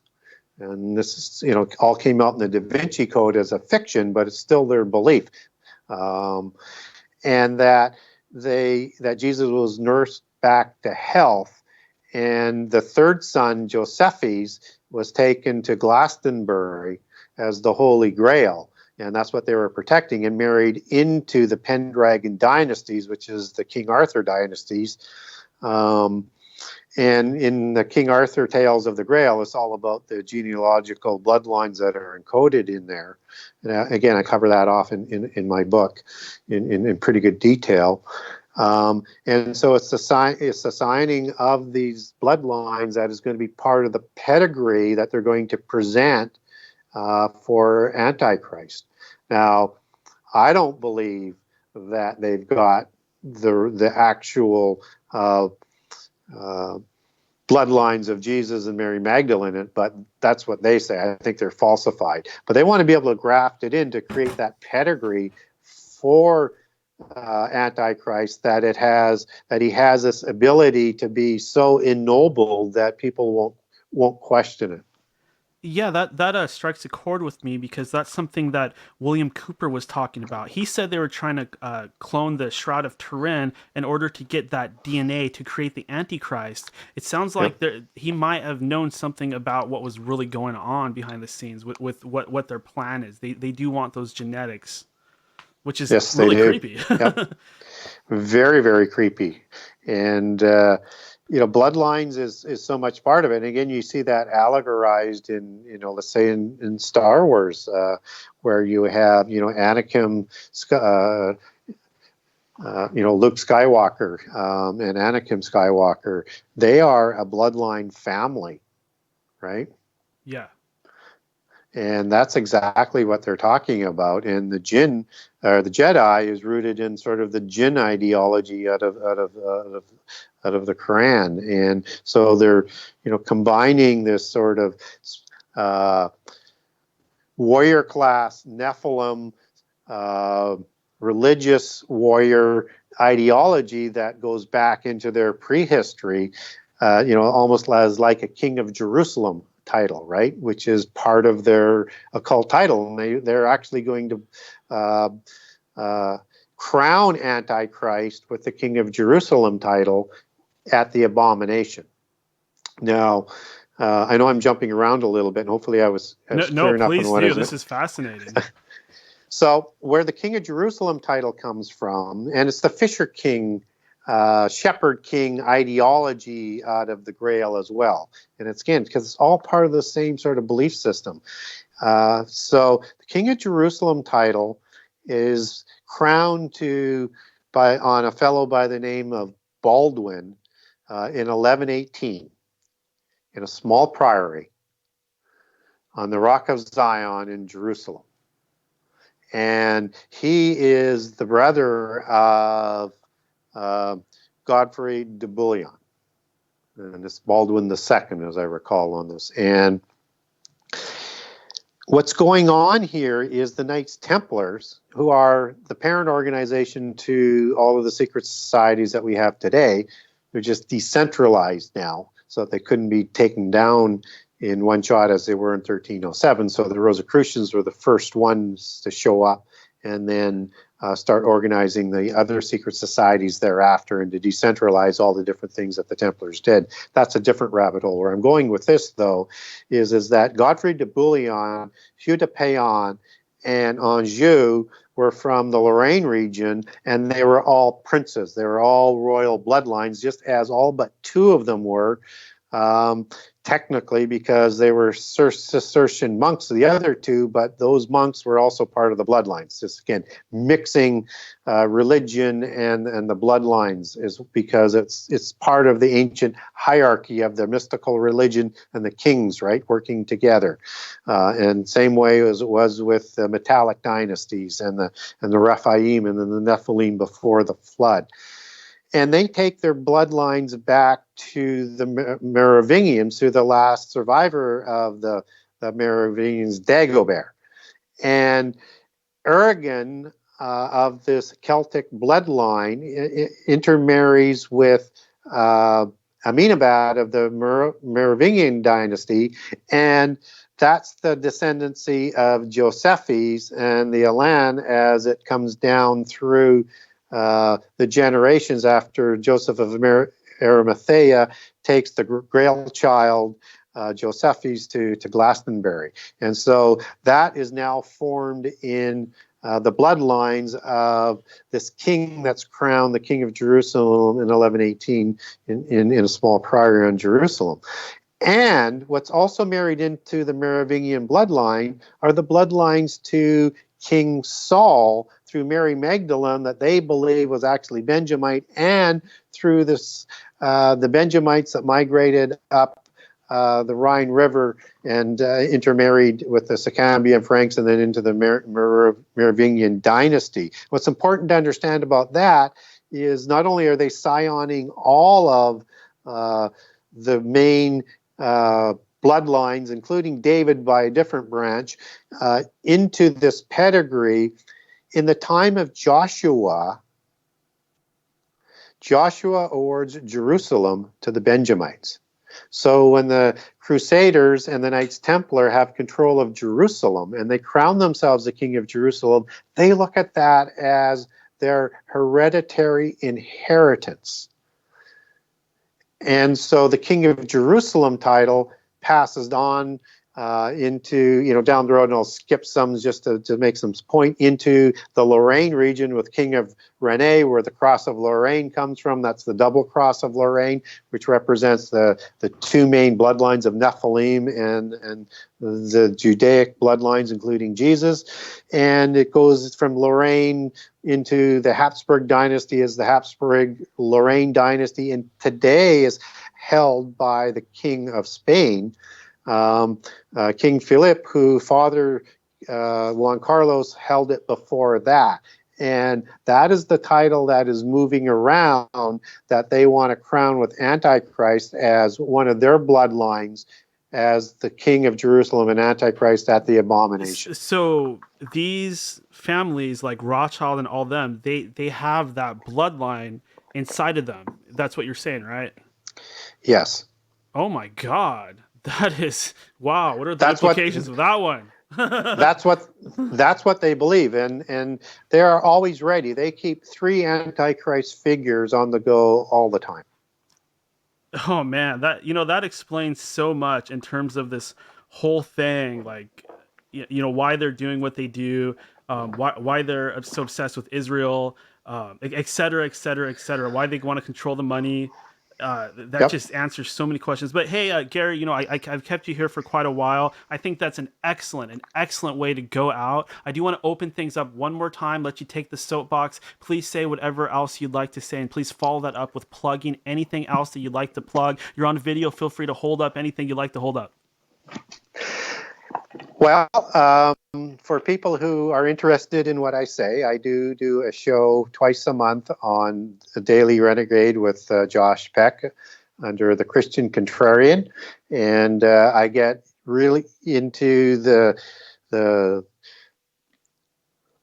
details and organizational structure and things that most people don't get into, and a lot of people just love that show. It comes on twice a month. It's only 30 minutes, and I'm on a specific subject every month, or on every show. I'm also going to be speaking, if you like what I'm talking about, or more what I would like to talk about in prophecy. I am doing a conference in Atlanta at the end of March at the Sacred Word Publishing's conference. That's right. I think it's on the 28th to the 30th in Atlanta. And I'll be speaking twice. And the subjects are basically going to be mysteries of the end time revealed. So I'll explain how I go about prophecy, and then I'll reveal some really interesting things that I think most people haven't heard about at those 2 speeches that I'm going to do. So, and if you want to know more about things in terms of giants and things, and I'll be opening it up, but I'll be talking, I think I'm leading off on the True Legends conference in Branson in, I think it's July 10th and about that. And so, and I'll be around at both conventions throughout, and with a booth there. So if you want to come up and talk to me, ask me questions, stuff like that, I make myself readily available. So and if you want to get a hold of me, like I said before, to get any of the documents that I'm talking about, go to the Genesis6conspiracy.com. That's Genesis 6 with the number 6conspiracy.com. Or go to my timeline as well on Facebook or under Twitter at GaryWayne63. If you ask me a question or are looking for information, I will get back to you. Awesome. Well, Gary, I had a great time. This was an excellent interview. And as usual, I would certainly love to have you back again in the future. We could do it again. Yeah, I'd love to come back. I thought it was a good show. I thought we covered a lot of subject, and hoping that I've done what I always try and do, is raise some curiosity with people so that they'd start digging a little deeper into things. Yeah, absolutely. And please keep doing what you're doing. A lot of questions that I was wondering were answered tonight. I feel like I've just taken in a huge download. I have so many things that I can research now and look into. My belief system is certainly better than it was before we started today. Yeah, and if you're able to do it, we can also take questions from the audience on the next one if you're streaming live. I also do a monthly show on Sacred Word Publishing as well, called Ask Me Anything. I do it the first Monday of every month. So I'm doing one this Monday. So if you get that sent in to Justin Garcia, or just post it on my timeline or on the email, I'll get it to them. And you want to watch the show, ask the question, I'll answer it on the show. Awesome. Well, Gary, you have a happy new year, my friend, and I will talk to you later. Thank you.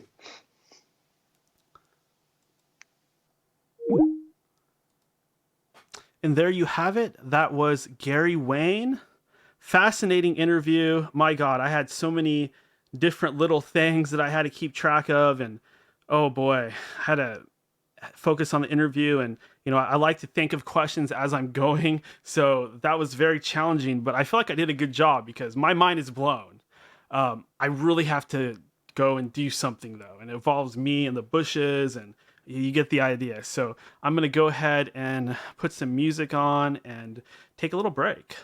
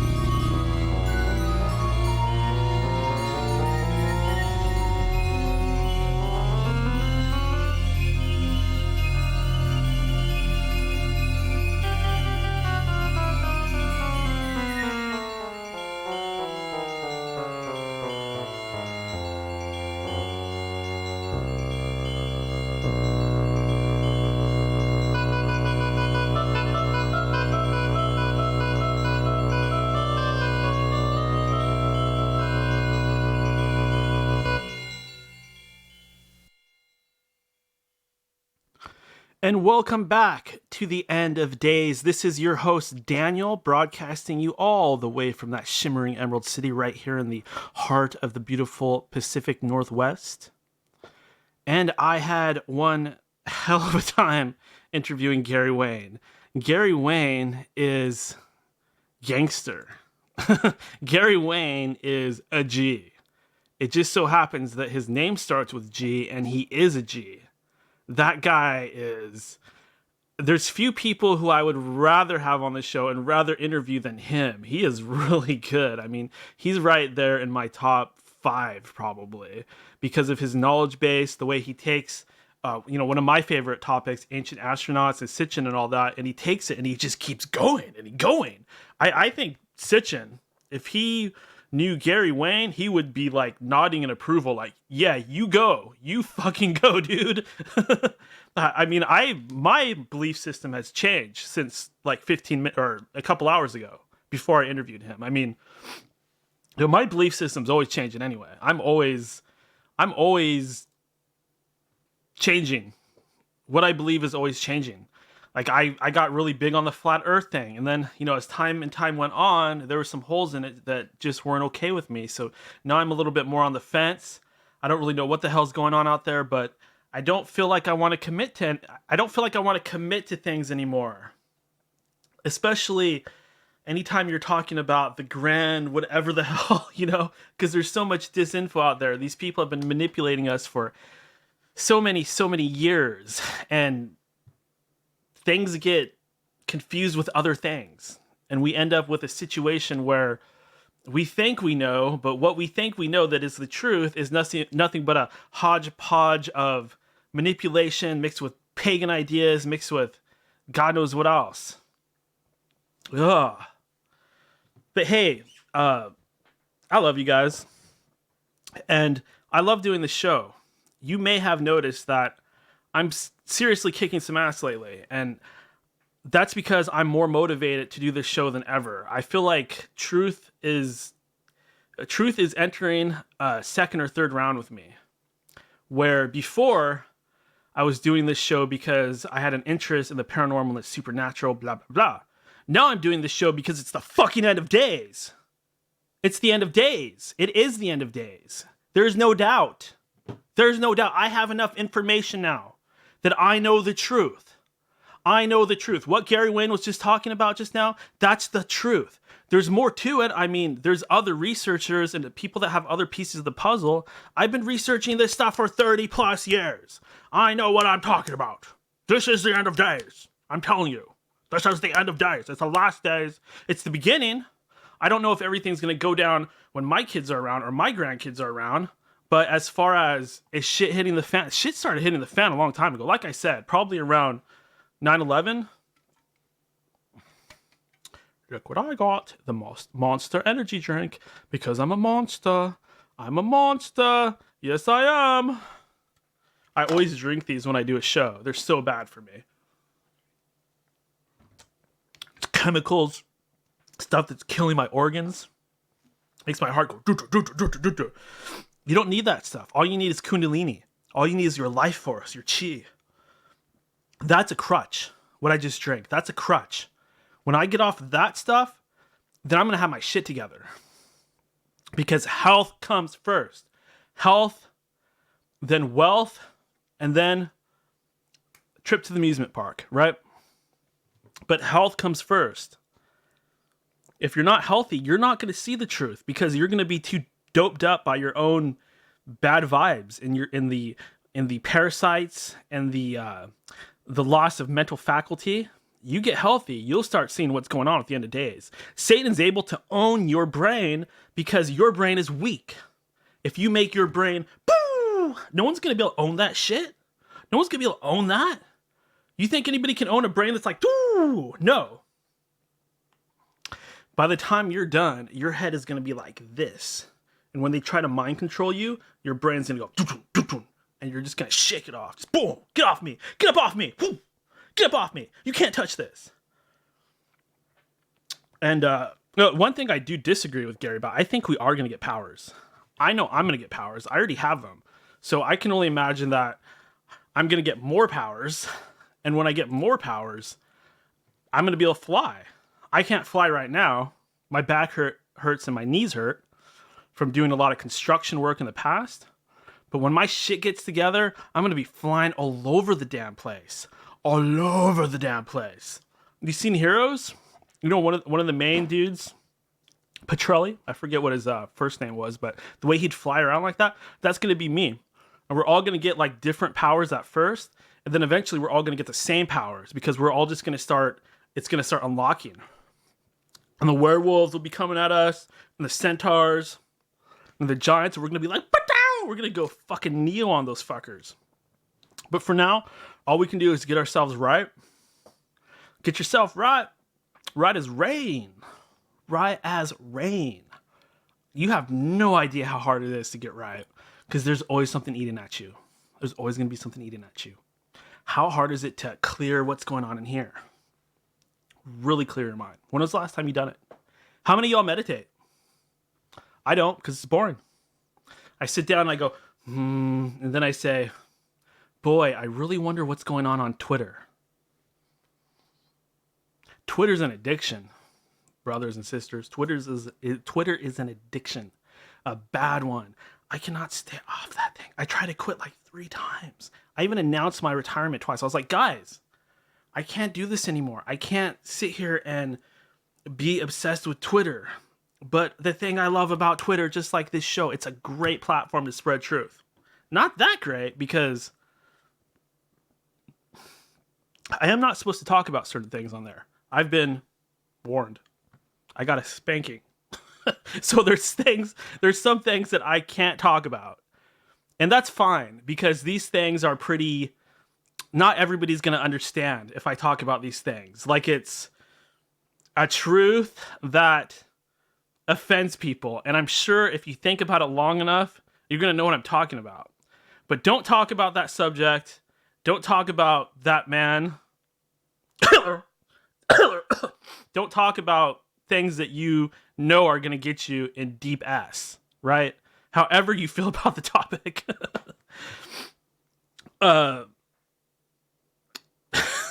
No, social media, honestly, it's not a good venue to spread truth. And that's just why. Back when the internet was new, there were message boards and Angel Fire sites and GeoCity sites and stuff like that. You could get away with putting... You could put real truth up there. If things didn't happen like they said, you could put it on the internet. People could Google and find it. Now Google won't even show that crap anymore. That's how bad it's getting. There's nothing. You've got nothing because we're in the end of days. And if you don't have this information by now, you're going to have to do it the old-fashioned way and start reading books. If you want to accumulate the same knowledge that I have, I use the internet. Further we get along, you're not even going to be able to do that. I'm already told not to talk about certain things. So, you know, there's 2 things I can't talk about. One got me dinged on social media. The other one got me threatened by the damn Illuminati themselves. Yes, I have been threatened. And I've told this story over and over and over again. And I know what I'm not supposed to talk about. And you know what? I don't talk about it because I've got bigger fish to fry and it's not worth it. I don't need to beat down this nail just so that everything can come undone somewhere else. I pick and choose my battles. I've had to limit my truth. I really have. You know, they'll get you on something. They'll say, oh, you can't talk that way about transgender people. Did you say transgendered? You can't say transgendered. It's transgender. I mean, it's transgender. It's not dird. Something didn't happen to them. How dare you imply that? You're acting like something happened to that poor lady boy. You fucking kidding me? I got dinged for saying transgendered instead of transgender. Come on, snowflakes. Take it easy. Snowflakes, stop. I was making truth videos and somebody was complaining because I was doing the NWO Bullet Club Metallica sign. They're saying, oh, what are you doing talking about God and making that sign? Oh, what are you doing, you secret closet Lucifer worshiper? No, dog, no. Do I look like an occultist to you? I study the occult, but no. Do I look like a Satan worshiper? Do I dress in a gothic style? I got my Cthulhu shirt, but that's about it. No. And that doesn't mean anything anyways. No, I don't worship Lucifer. Those people will hit you with all kinds of stuff. They'll tell you that Lucifer and Jesus are the same dude. It's just more of that, messing with your minds, inverting the poles, switching things around. They're good liars. They know how to lie to you. They lie. Layers of deception. They lie. Great liars. Who are the best lawyers? Politicians, fucking lawyers, and salespeople. Fucking the three trinity of lying motherfuckers, right?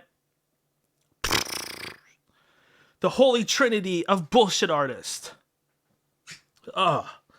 Well, as many of you know, I have worked in sales and marketing my whole life. So I know how people deceive. I know the mechanics behind it.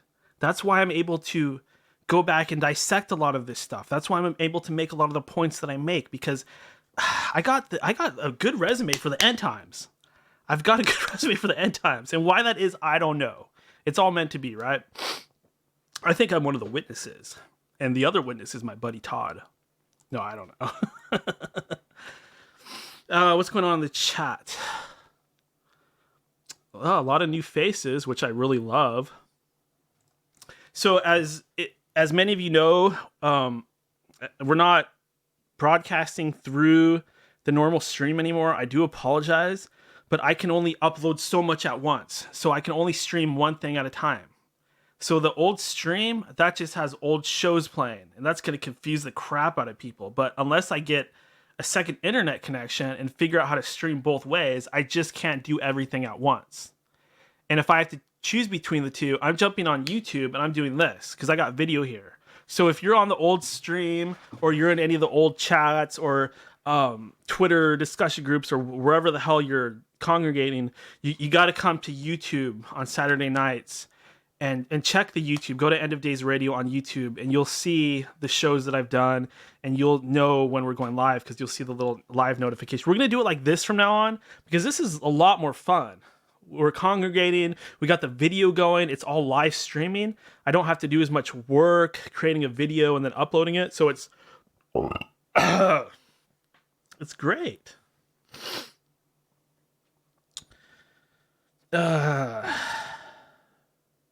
You know what really sucks? Actually, you know what? I'm not going to talk about that yet. On the topic of people doing the hand signs and more by the book, by the word, Christians getting offended. Look, I can't control that. I do have a large Christian following because I talk about the end of days, because I have a certain belief system and they like what I have to say. But then they see me wearing a heavy metal shirt or something like that, or the main thing that gets me is when I talk about Gnosticism. People think Gnosticism is the devil, it's satanic. No, just no. And if you do think that, you're probably a little ignorant. It's nothing like that. Nope. I don't doubt that part of the Illuminati, there's people that study Gnosticism. I'm not dumb. I know that's just one of the occult things they study, but they do that because knowledge is power. And you should be studying it too. I'm not saying you got to sacrifice people, but I mean, come on. You're going to limit your knowledge? They want you to do that. That's why it's control. The occult world and magic, that's nothing but learning. It's nothing but knowledge. It's tools. You're not going to do yourself any favors by shutting things out. When you shut things out, you stick to one paradigm and you get locked into that paradigm and you get controlled. If you're always evolving and your brain is expanding, it's harder to control you because you're constantly coming up with new connections and new ways to approach things. Sorry, I don't have enough time to take any calls. I do apologize, but I'm just burnt. And as much as I'd like to take a call or two, I just don't have it in me tonight. I do apologize, whoever that was. But I just don't want to go deep into the night tonight. I am sorry. I'm probably just gonna call it quits after the. Oh, there we go again. don't. I'm sorry. Yeah, I'm sorry. Let's see here. Can I turn that off? Let's see here. Let me get out of Skype. You know what? Fuck it. If they call again, they call again. Let me do the mind-blowing moment of the day, and then I'm going to get out of here, because that was a great show. And you know what? We got another show just around the corner, so anything that I wanted to talk about can wait till next time. I'd rather do more really good shows than, keep dragging into the night doing these 5-hour things. Just save it for next time. So, mind-blowing moment of the day. Mind-blowing. Mind-blowing. Moment of the day.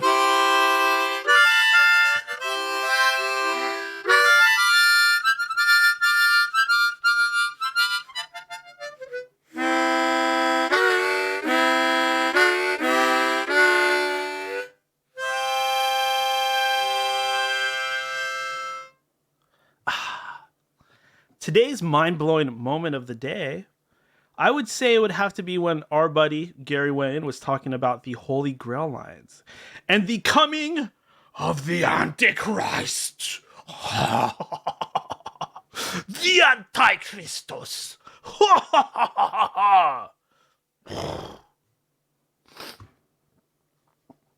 That is some trippy stuff. And we're in store for some shit. But everybody, I do appreciate you coming by, especially everybody joining me for the live show. Like I said, not going to go deep into the night tonight. I just don't have it in me. Look, we've been on air 2.5 hours. We'll be back in, let's see. We will be back next Saturday. And guess who's coming on? Alberto Daniel Hill. Remember that show? Dude that got in trouble for doing nothing, got completely railed and blackballed by the government of Uruguay. Remember that? The hacker? The master hacker? Oh yeah. Oh yeah, we're going into the computer world again. Oh yeah, he's got some updates on his case. And we're going to go right back in. And we're going to see if the man is still effing with him. I do whatever I can to help out Alberto. He's a good guy. And he works really hard. And he has trouble getting his message out there. I wish some of these other programs would have him on. Like Coast to Coast AM. I try so hard to help out some of my guests. If they would pick up some of these people like Gregory Garrett Lessing or Alberto Daniel Hill, that would help me, because those guys, they don't have the exposure. They just don't. Like I try to help them, but it's like, what more can I do but recommend them reach out to other podcasts and stuff like that. I just really wish some of these guys would get a little bit more of a bump somehow. And I don't know how that could possibly happen, but I'm just going to keep doing whatever I can to help these guys out. It's in both of our interest. It's information and content for the show. And then they're getting their message out.